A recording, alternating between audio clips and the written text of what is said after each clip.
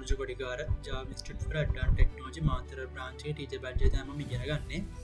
ඉතින් අද මම වීඩියෝ එකෙන් කතා කරන්න යන්නේ කොහොමද ප්‍රොඩක්ට් සෙලින් පේජ් එකක් හදාගන්න කියලා.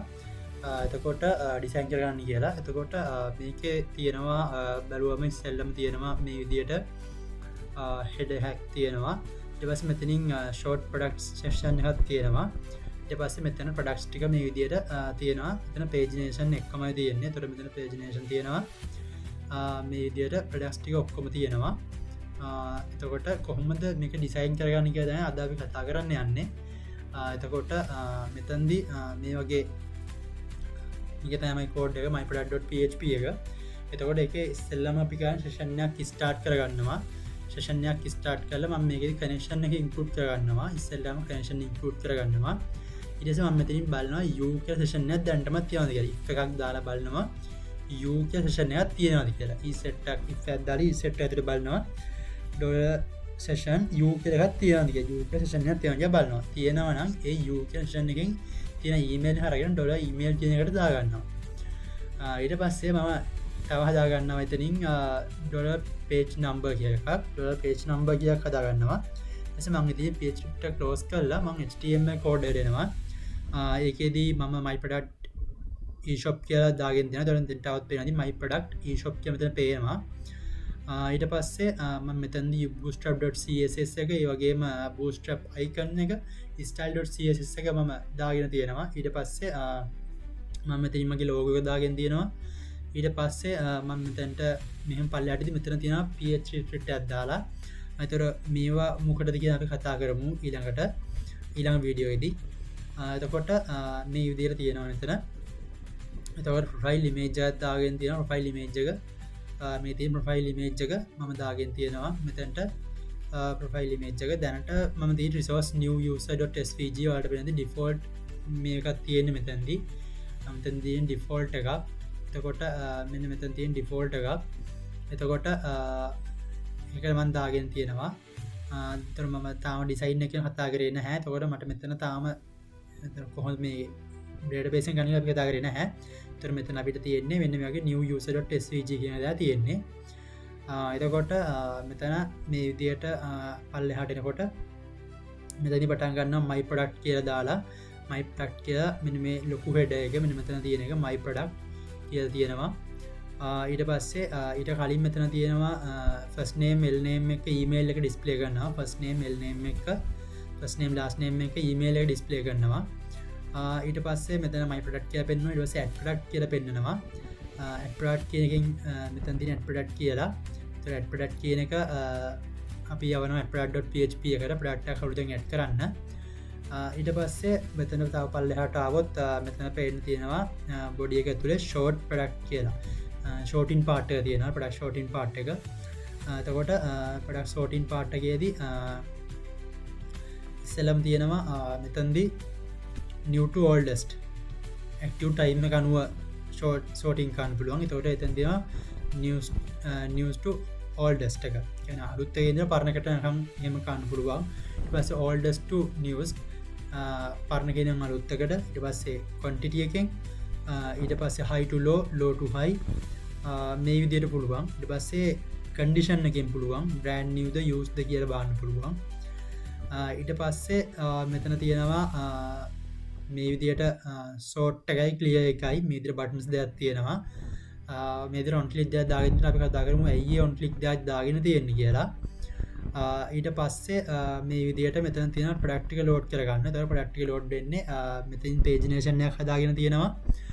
එතකොට මෙතනින් pagination එකක් හදාගෙන මෙතනදී page number එක default 1 කරලා තියෙන්නේ. එතකොට මෙන්න මේ විදිහට product එක load කරගන්නවා.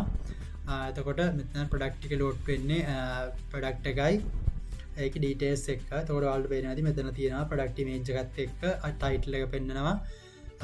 price එක පෙන්නනවා quantity එක පෙන්නනවා. මේක මෙතන active ද inactive ද කියලා පෙන්නනවා. update button එකක් පෙන්නනවා. එතකොට මේ ටික තමයි මෙතනින් මම මේ design කරගෙන තියෙන්නේ.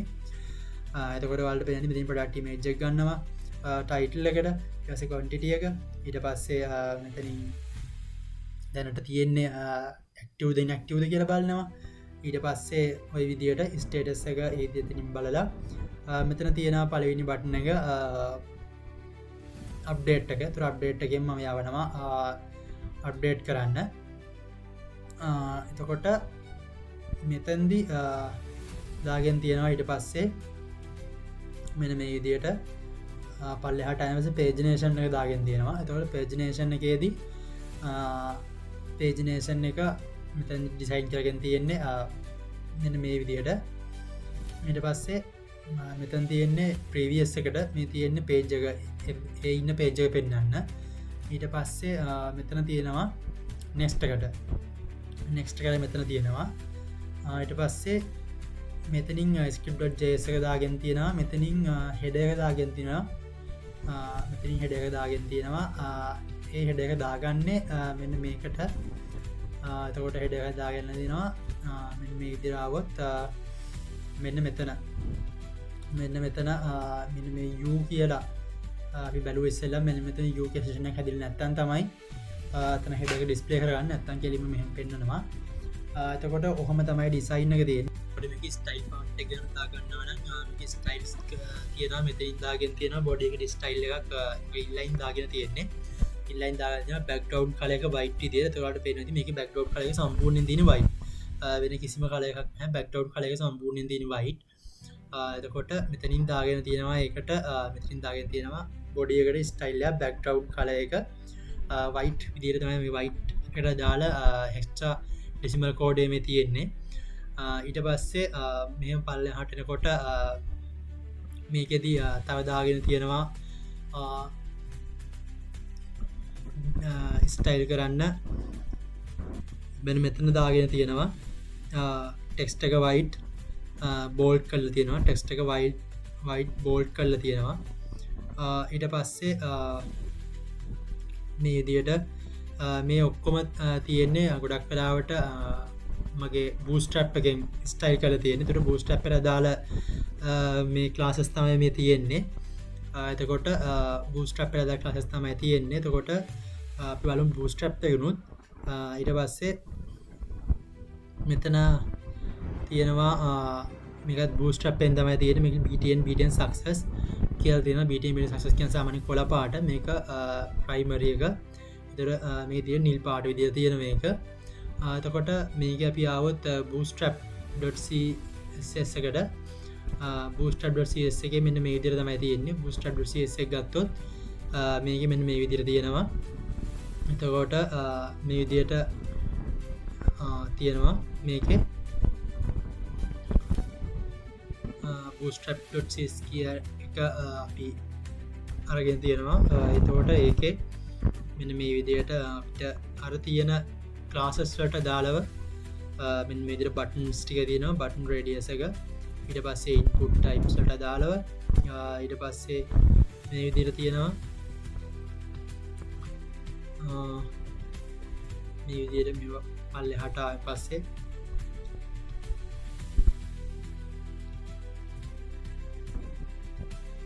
මේ විදිහට තියෙනවා.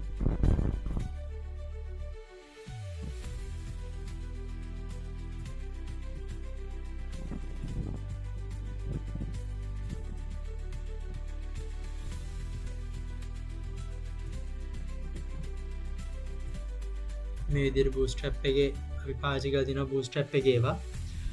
එතකොට මෙතෙන්දී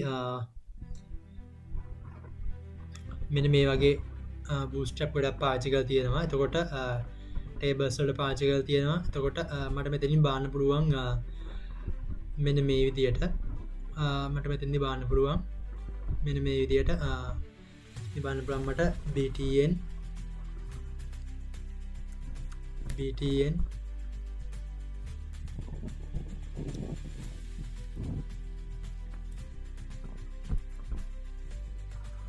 බටන්ස් වලට දාලා ටික මට මෙතනින් බලා ගන්න පුළුවන්. එතකොට මේ තියෙන්නේ බටන්ස් වලට දාලව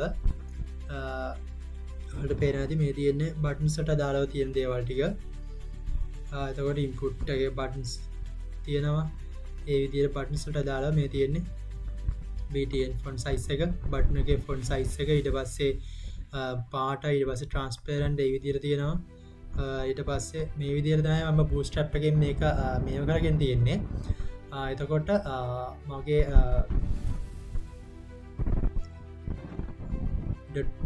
myproduct.php එකෙත් මෙන්න මේ විදිහට දැක්කනේ btn මෙන්න මේ විදිහට තියෙනවා. මම නම් මේක අරන් ගිහිල්ලා මෙතනට දාලා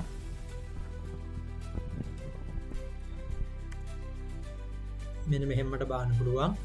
එතකොට මෙන්න මේ වගේ තමයි තියෙන්නේ. එතකොට ස්ටයිල් කරලා තියෙනවා. එතකොට විදිහට මේක ස්ටයිල් කරලා තියෙනවා. ඩිසයින් එකේ මෙන්න මේ විදිහට තියෙනවා. එතකොට මෙතන sort products තියෙනවා. මෙතන අපේ image එකත් එක්ක first name last name email පෙන්නනවා.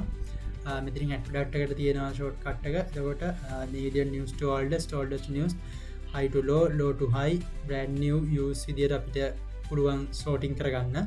එතකොට මෙතන පෙන්නනවා products ටික පෙන්නද්දි title එක, ඊට පස්සේ title එක price එක, ඊට පස්සේ quantity එක, ඊට පස්සේ මෙතන පෙන්නනවා active inactive එක, ඊට පස්සේ මෙතන update කියන button එක ඒ ටික පෙන්වනවා. එතන හැම ප්‍රොඩක්ට් එකේම මේ විදිහට පෙන්නනවා. එතකොට pagination මේ විදිහට අපිට arrow එකෙන් යන්න පුළුවන් page එකෙන් page එකට.